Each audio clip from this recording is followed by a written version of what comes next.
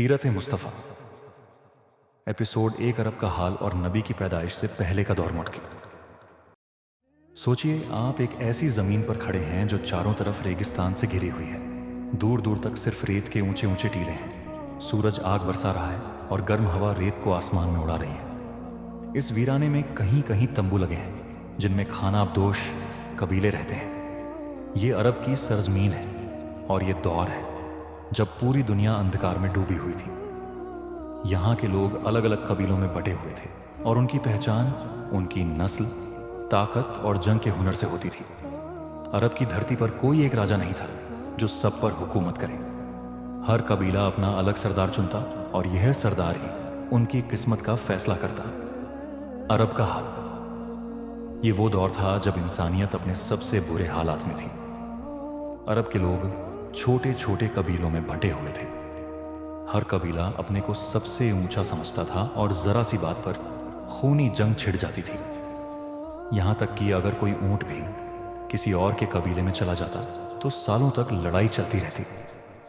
ये लड़ाइयां पीढ़ियों तक जारी रहती और कई बार बस एक बेइज्जती का बदला लेने के लिए खून की नदियां बहा दी जाती। मक्का, जो उस वक्त भी एक अहम जगह थी, उसमें काबा मौजूद था, लेकिन अफसोस उस पाक जगह को बुतों से भर दिया गया था। वहां हर तरफ लकड़ी, पत्थर और धातु के बनाए हुए बुत रखे गए थे और लोग इन्हीं बेजान चीजों से अपनी दुआएं मांगते थे।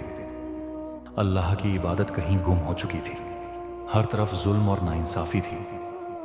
अमीर गरीबों को अपना गुलाम बनाए रखते। लड़कियों को पैदा होते ही जिंदा दफना दिया जाता ताकि वह घर की इज्जत पर बोझ न बने। शराब, जुआ, लूटमार, ये सब आम बात थी। लोग खुदगर्जी और गुमराही में डूबे हुए थे, लेकिन यह शहर हमेशा से ऐसा नहीं था। यही वही मक्का था जहां हजरत इब्राहीम अलैहिस्सलाम ने अपने बेटे हजरत इस्माइल अलैहिस्सलाम के साथ मिलकर काबा की तामीर की थी। यही वह मुकद्दस जगह थी जिसे अल्लाह के आदेश से बनाया गया ताकि लोग यहां आकर सिर्फ उसी की इबादत करें। लेकिन वक्त के साथ लोगों ने असल दीन को छोड़ दिया और बुत परस्ती में डूब गए। हर साल दूर दूर से लोग मक्का आते, लेकिन उनका मकसद अब इबादत नहीं बल्कि व्यापार, मेला और दिखावा रह गया था। काबा के चारों तरफ 360 से ज्यादा बुत रखे गए थे और हर कबीला अपने अलग अलग खुदाओं की पूजा करता था। लेकिन अंधेरे के बाद सवेरा जरूर आता है और इस गहरे अंधकार के बीच एक ऐसी रोशनी उभरने वाली थी जो पूरी दुनिया को बदलने वाली थी। सुन्नी मुसलमानों के अकीदे के मुताबिक यह वह मुबारक घड़ी थी जब अल्लाह ताला ने इस धरती पर अपने सबसे प्यारे बंदे को भेजने का फैसला किया। वह रहमतुल लिल आलमीन, जिनकी आमद से यह धरती फिर से नूर और हिदायत से भरने वाली थी। सोचिए वह लम्हा कितना पाक और मुबारक होगा जब अल्लाह के नबी इस दुनिया में तशरीफ लाए। वह नबी जिनकी नूरानी आमद से यह काला दौर खत्म होने वाला था। नबी की आमद की भविष्यवाणी यह सिर्फ अरब में ही नहीं बल्कि दुनिया के कई हिस्सों में एक नई उम्मीद जाग रही थी। यहूदी और ईसाई धर्म ग्रंथों में पहले से ही आखिरी नबी के आने की खबर दी जा चुकी थी। कई बड़े राहिब और आलिम इस इंतजार में थे कि वह नबी कब आएगा जिनकी बशारत तौरात और इंजील में दी गई थी।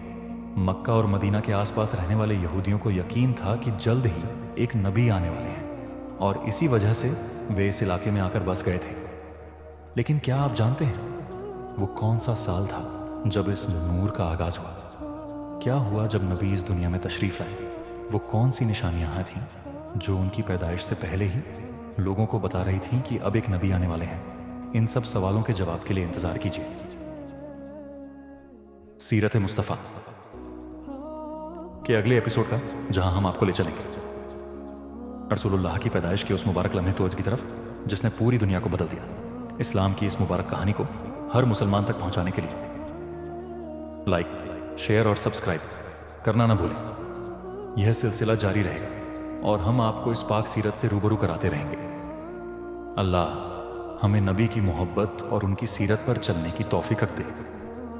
आमीन। तब तक के लिए अल्लाह हाफिज। दुआओं में याद रखना।